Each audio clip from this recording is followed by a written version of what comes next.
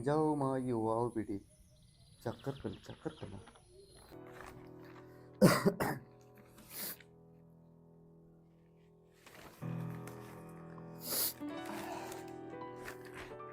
Insurance ഉടമകൾക്ക് നൽകും ഒരു മഴക്കാലത്ത് നടാവുന്ന പച്ചക്കറി വിളകൾ. കടുക് നടാം.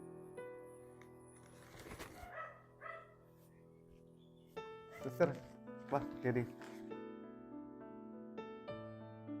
സിസ്റ്ററെ വാ ഇരിക്ക്. സിസ്റ്ററെ, അമ്മേന്റെ രോഗത്തിന്റെ അവസ്ഥ എന്തെങ്കിലും വ്യത്യാസമുണ്ടോ? പറയത്തക്ക മാറ്റമൊന്നുമില്ല. കുറച്ചൊരു മാറ്റം എന്തെങ്കിലും 8 മാസമെങ്കിലും ആവും. അമ്മ അകത്തില്ലേ?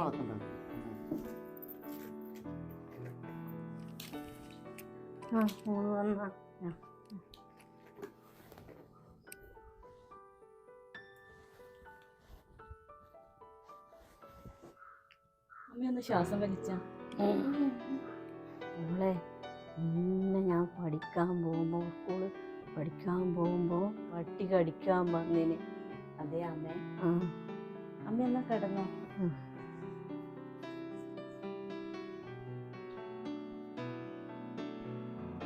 എന്നാ നാളെ വരാം.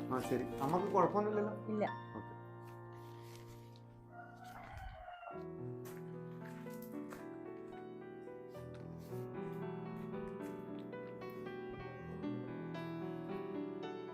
അമ്മ എന്തിനാ നീ പഴയ പുതപ്പിന് ഇട്ട് പൊതിച്ച് കിടന്നു?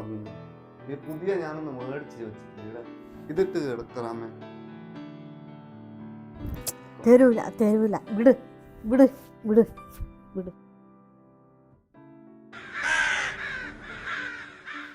ഹലോ ഉജി. ഞാനൊരു 10-15 ദിവസത്തേക്ക് ഇനി ഡ്യൂട്ടിക്ക് ഉണ്ടാവില്ല കേട്ടാ. അമ്മക്ക് സുഖമായിട്ടന്നെ. എന്ത് പറയാനാടാ, അമ്മേൻ്റെ അവസ്ഥയാണെങ്കിൽ അങ്ങനെ ഒരു അവസ്ഥ. അനക്കാങ്ക് മാനസികമായിട്ട് ഞാനാകെ തകർന്നു പോകുന്നു. പിന്നെ നേഴ്സ് ഡെയിലി വരുത്തുന്നുണ്ട്. നേഴ്സ് ഡെയിലി വന്ന് പരിശോധിച്ചിട്ട് ഗുളികയും മരുന്നെല്ലാം കൊടുത്തു പോകും. എന്ത് ചെയ്യാനാടാ, ആകെ ഒരു ദുഃഖം തന്നെ. എടാ ഞാൻ വിളിക്കാം കേട്ടോ, നേഴ്സ് വരുന്നുണ്ട്. ഓക്കെ.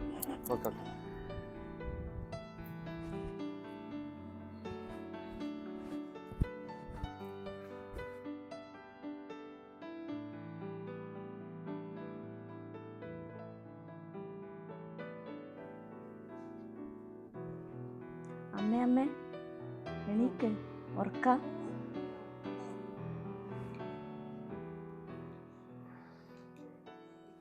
ഞാൻ ഇന്നലെ ഇങ്ങനെ ഉറങ്ങുമ്പോ മോളെ ഒരു വിമാനം പറന്ന് വന്നിട്ട് പൂച്ച തുള്ളിപ്പോയി.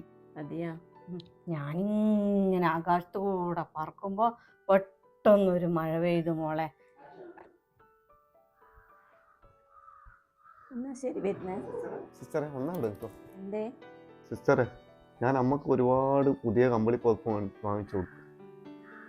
അതൊന്നും അമ്മ ഉപയോഗിക്കുന്നില്ല. ഇപ്പോഴും അമ്മ പഴയ കമ്പിളി പുതപ്പ് ഉപയോഗിക്കുന്നു. സുനി, അത് നീ വിചാരിക്കുന്നത് പോലെയല്ല. ആ പുതപ്പിന്റെ പിന്നിൽ ഒരു കഥയുണ്ട്. അമ്മ എന്തിനാ എപ്പോഴും ഈ പുതപ്പന്നെ പുതക്കുന്നത്? മോൻ കുറേ പുതപ്പ് കൊണ്ട് തന്നിട്ടില്ലേ, അതിനെ പുതച്ചൂടെ? അതില്ലേ മോളെ, ഇത് വെറും ഒരു പുതപ്പല്ല, പുതപ്പിനൊരു കഥയുണ്ട്. എന്ത് കഥയാ അമ്മേ? അതിലെ മോളെ, ഇവൻ്റെ അച്ഛൻ സ്വന്തമായിട്ട് കൈകൊണ്ട് നെയ്തിട്ട് തന്ന പുതപ്പാ. എൻ്റെ അച്ഛൻ ആദ്യമായിട്ട് എനിക്ക് കൊണ്ടുതന്ന സമ്മാനാണ് മോളെ.